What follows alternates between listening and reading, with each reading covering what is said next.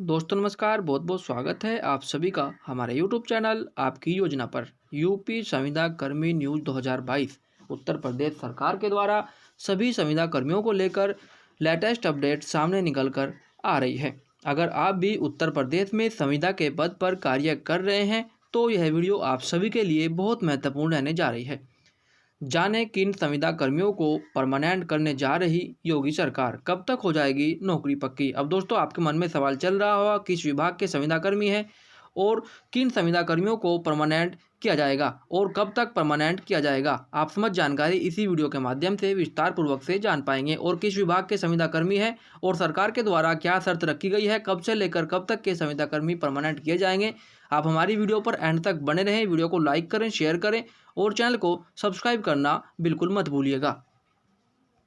उत्तर प्रदेश में पिछले कुछ दिनों से दैनिक मजदूरों और संविदा कर्मचारियों को नियमित किए जाने की मांग उठ रही थी।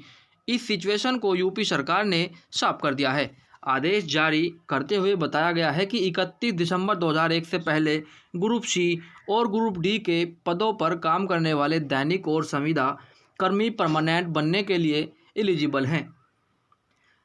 बनी हुई थी भ्रम की स्थिति। कर्मचारियों को परमानेंट करने को लेकर विभाग द्वारा लिस्ट तैयार की जा रही है। कर्मचारी भ्रम में थे कि उन्हें परमानेंट किया जाएगा या नहीं। कई विभागों ने शासन से स्पष्टता मांगी। वहीं अब कार्मिक विभाग ने तारीखों के साथ ही क्लियर कर दिया है कि किन कर्मचारियों को परमानेंट किया जा सकता है।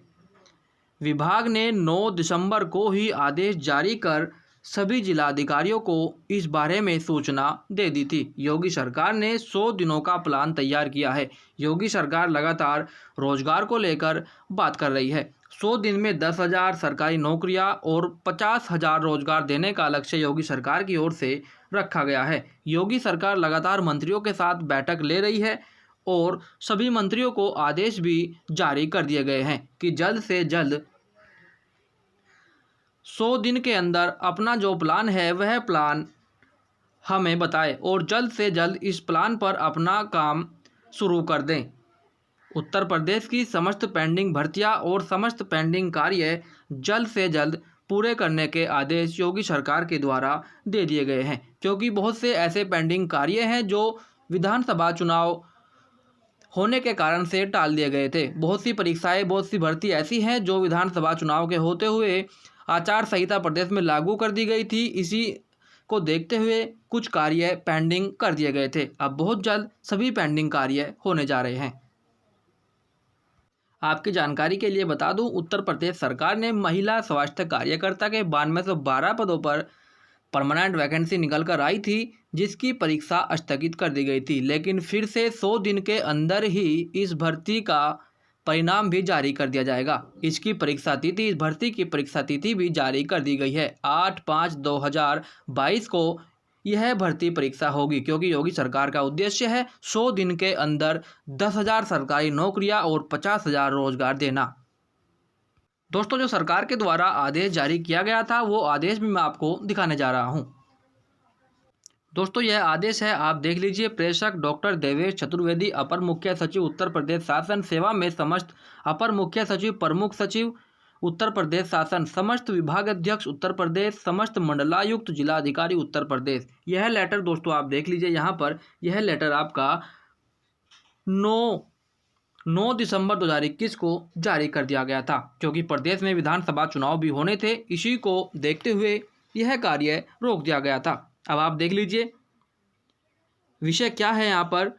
उत्तर प्रदेश लोक सेवा आयोग के क्षेत्र से बाहर समूह ग और घ के पदों पर सरकारी विभाग में दैनिक मजदूर या कार्य प्रभार या संविदा पर कार्य कर रहे व्यक्तियों की विनियमितीकरण नियमावली 2016 के नियम 6(1) के स्पष्टीकरण के संबंध में महोदय कृपया उपयुक्त विषय उत्तर प्रदेश लोक सेवा आयोग के क्षेत्र से बाहर समूह ग और घ के पदों पर सरकारी विभाग में दैनिक मजदूरी या कार्य प्रभार या संविदा पर कार्य कर रहे व्यक्तियों की विनियमितीकरण नियमावली 2016 के नियम 5 एवं नियम 6(1) में निम्नलिखित व्यवस्था है। तो दोस्तों यहाँ पर देख लीजिए, बहुत बड़ी खुशखबरी है सभी के लिए। अब बहुत जल्द सभी यहाँ पर परमानेंट किए जा रहे हैं। नियम 5, नियम 2 को बंदों के अधीन इस नियमावली के अधीन किसी सरकारी विभाग में उपलब्ध रिक्त पद पर विनियमितीकरण किया जाएगा। जो किसी सरकारी विभाग में 31 दिसंबर 2001 को या उससे पूर्व पहले समूह ग और घ के पद पर उत्तर प्रदेश लोक सेवा आयोग के क्षेत्र से बाहर दैनिक मजदूरी या कार्य प्रभार या संविदा पर सीधे लगा हुआ या नियोजित या अभिनियोजित या कार्य कर रहा हो और इस नियमावली के प्रारंभ के दिनांक को उस रूप में लगा हुआ या नियोजित या अभिनियोजित या कार्य कर रहा हो। अतः इस संबंध में मुझे यह स्पष्ट करने का निर्देश हुआ है कि उत्तर प्रदेश लोक सेवा आयोग के क्षेत्र से बाहर समूह ग और घ के पदों पर सरकारी विभाग में दैनिक मजदूरी या कार्य प्रभार या संविदा पर कार्य कर रहे व्यक्तियों की विनियमितीकरण नियमावली 2016 के प्रावधानों के अंतर्गत किसी सरकारी विभाग में उपलब्ध रिक्त पद पर विनियमितीकरण हेतु वही व्यक्ति पात्र होगा जो किसी सरकारी विभाग में 31 दिसंबर 2001 को या उससे पहले समूह ग और घ के पद पर उत्तर प्रदेश लोक सेवा आयोग के क्षेत्र से बाहर दैनिक मजदूरी या कार्य प्रभार या संविदा पर कार्य कर रहा हो। तो दोस्तों यहाँ पर देख लीजिए 31 दिसंबर से पहले जितने भी संविदा कर्मी हैं उत्तर प्रदेश लोक सेवा आयोग को छोड़कर, ठीक है, समूह ग और घ के ग्रुप सी और डी के सभी परमानेंट होने जा रहे हैं, क्योंकि इस पर योगी सरकार ने कार्य करना शुरू कर दिया है। भावदीय डॉक्टर देवेश चतुर्वेदी, अपर मुख्य सचिव। यहाँ पर देख लीजिए दोस्तों, ये ऑफिशियल जानकारी है। इस चैनल के माध्यम से आपको बिल्कुल सटीक जानकारी दी जाती है, किसी भी प्रकार से भ्रमित नहीं किया जाता है। आज्ञा से विजय कुमार शंकवार, संयुक्त सचिव। दोस्तों, मीडिया रिपोर्ट के अनुसार जानकारी प्राप्त हो रही है, अब बहुत जल्द संविदाकर्मी परमानेंट किए जा सकते हैं। जो भी इस पात्रता की श्रेणी में आते हैं, जितने भी संविदाकर्मी इस पात्रता की श्रेणी में आते हैं, उन सभी को बहुत जल्द से जल्द परमानेंट किया जा सकता है।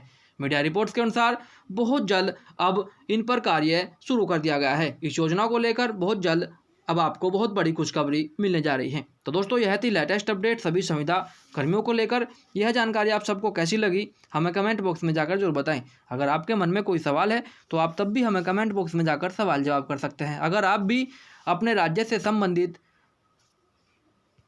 संविदा कर्मियों को लेकर लेटेस्ट अपडेट पाना चाहते हैं तो आप हमें कमेंट बॉक्स में जाकर अपने राज्य का नाम और अपने ज़िले का नाम और अपनी पोस्ट का नाम कमेंट बॉक्स में ज़रूर लिखें।